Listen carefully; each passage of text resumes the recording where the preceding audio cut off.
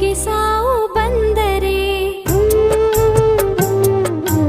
ಏನಿಲ್ಲ ತೊಂದರೆ. ನನಗೆ ಸಾವು ಬಂದರೆ ಏನಿಲ್ಲ ತೊಂದರೆ.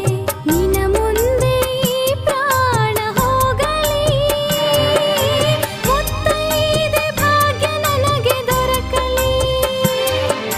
ನೀನು ಇರದ ಜನ್ಮ ನನಗೇಕೆ ಬೇಕು ಬ್ರಹ್ಮ.